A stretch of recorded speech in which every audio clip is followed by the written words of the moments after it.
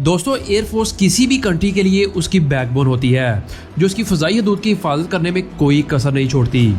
बात करें पाकिस्तान एयरफोर्स की तो ये दुनिया की स्ट्रॉन्गेस्ट एयरफोर्स में से एक है और पीएएफ के पास मॉडर्न एयरक्राफ्ट की एक बड़ी तादाद है। तो आइए आज की इस वीडियो में हम पाकिस्तान एयरफोर्स और इजराइल एयरफोर्स के दरमियान कंपैरिजन देखते हैं कि कौन सी एयरफोर्स ज़्यादा पावरफुल है और अगर दोनों कंट्रीज़ के दरमियान कभी जंग होती है तो कौन सी एयरफोर्स किस पर भारी पड़ेगी। दोस्तों, पाकिस्तान एयरफोर्स पीएएफ 14 अगस्त 1947 में कायम की गई थी। इसी दिन जब पाकिस्तान ने बरतानवी हिंदुस्तान से आज़ादी हासिल की थी। शुरू में पीएएफ के पास चंद फौजी और मुट्ठी भर तैयारे थे, लेकिन 1950 और 1960 के दौरान पीएएफ ने काफ़ी हद तक अपनी फोर्स को स्टैंड कर लिया था और 1965 की पाक भारत जंग के दौरान पीएएफ ने भारतीय फ़ज़ाई हमलों के खिलाफ पाकिस्तानी फ़ज़ाई हदूद के दिफा में एक अहम किरदार अदा किया। इसके बाद से पीएएफ ने सलाहियतों को जदीद और अपग्रेड करना जारी रखा और आज ये दुनिया की पावरफुल एयर फोर्सेज में से एक है। वहीं दूसरी तरफ इजराइल फ़ज़ाइया आईएएफ मई 1948 में वजूद में आई। इजराइल की रियासत के कायम के चंद दिन बाद इन्हें भी शुरू में कई डिफ़िकल्टीज़ का सामना करना पड़ा था।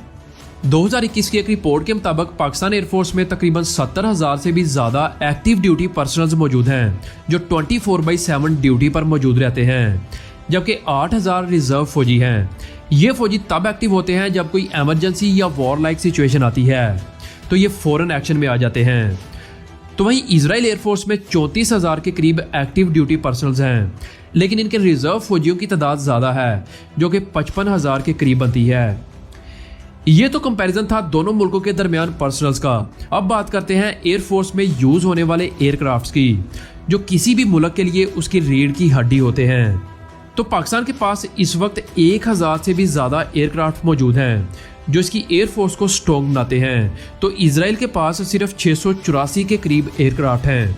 पाकिस्तान के 3 बेस्ट फाइटर जेट्स जिनमें J-10C विगोरस ड्रैगन जिनकी तादाद 14 है और पाकिस्तान ने ऑलरेडी 22 J-10C का ऑर्डर दे रखा है। इसके अलावा सेकंड नंबर पर JF-17 थंडर जिनकी तादाद 150 के करीब है और नंबर 3 पर F-16 फाइटिंग फाल्कन है जिनकी तादाद 85 के करीब है। तो इजराइल के टॉप 3 फाइटर जेट्स जिनमें F-15 ईगल जिनकी तादाद 84 है, F-15 ई स्ट्राइक ईगल जो कि 25 के करीब है और लास्ट में F-16 फाइटिंग फाल्कन जिनकी तादाद 175 है। पाकिस्तान और इजराइल के ये तीनों best aircraft multi role combat aircraft हैं। अब ये मल्टी रोल कॉम्बैक्ट एयरक्राफ्ट असल में वो एयरक्राफ्ट होते हैं जो air to air fight, air to ground attack और जासूसी के लिए इस्तेमाल में लाए जाते हैं। Multi role aircraft highly versatile होते हैं और बड़े पैमाने पर मिशन अंजाम दे सकते हैं। इसी वजह से इन्हें स्विस आर्मी नाइफ्स कहा जाता है। इजराइल आर्मी में आखिरी कॉम्बैक्ट एयरक्राफ्ट यानी फाइटर जेट F-35 लाइटनिंग 2 है जो कि 36 के करीब हैं। इजरायली एयरफोर्स सिर्फ ये 4 तरह के फाइटर जेट्स इस्तेमाल करती है।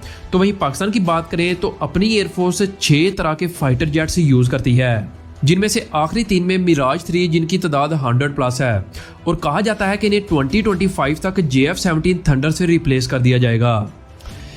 इसके अलावा नंबर 5 पर मिराज 5 इनकी तादाद 120 के करीब है और लास्ट में आता है F-7PG स्काई बोल्ट जो कि पाकिस्तान एयरफोर्स के पास 60 के करीब है।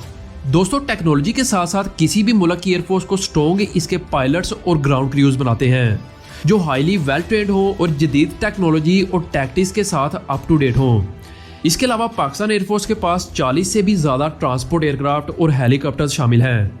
तो इजरायली एयरफोर्स में सिर्फ 17 के करीब ट्रांसपोर्ट एयरक्राफ्ट और हेलीकॉप्टर्स शामिल हैं।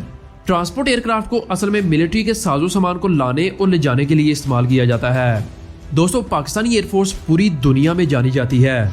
जो जज्बा पीएएफ के पास है वो दुनिया की किसी भी एयरफोर्स के पास नहीं पाया जाता।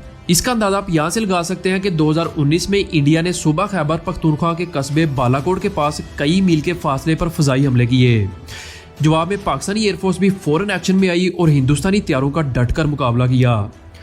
पाकिस्तानी फाइटर जेट्स की तरफ से रोके जाने के बाद इंडियन जेट्स ने बालाकोट के करीब एक गैर आबादी वाले जंगलाती पहाड़ी इलाके में जहां कोई आबादी मौजूद नहीं थी अपना पेलोड गिराया।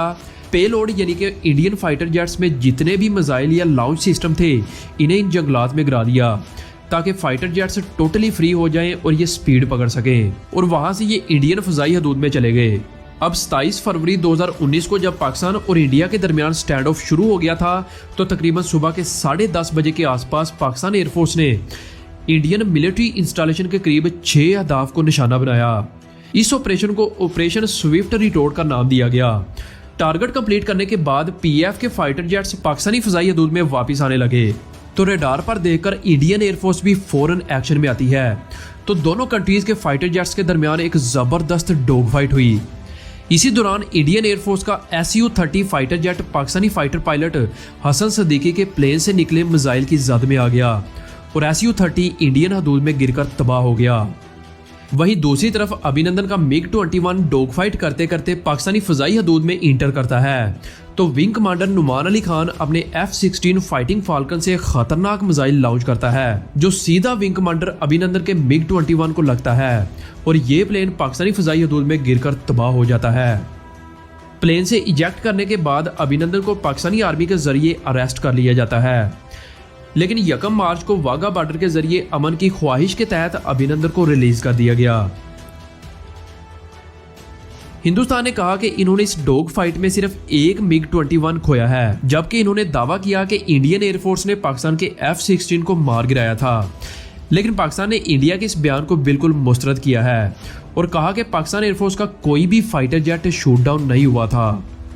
दोस्तों, पाकिस्तान आर्म्ड फोर्सेस के बारे में ये बात आप शायद ना जानते हों, जहां फौज के एक्टिव ड्यूटी सर्विस के मेंबर्स में खुदकुशी दुनिया के तमाम ममालिक में एक तफशीशनाक हकीकत बनी हुई है, तो वहीं पाकिस्तान कुछ इंतहाई बाबरकत कुव्वतों में से एक है जिनमें खुदकुशी रेट 0% है।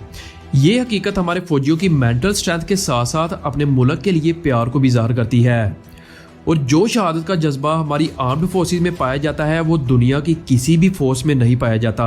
यही वजह है कि हमारी मिलिट्री दुनिया की टॉप मिलिट्रीज में से एक है। तो दोस्तों, बस उम्मीद है आपको वीडियो पसंद आई होगी। अपना बहुत सारा ख्याल रखिएगा। अल्लाह हाफिज़।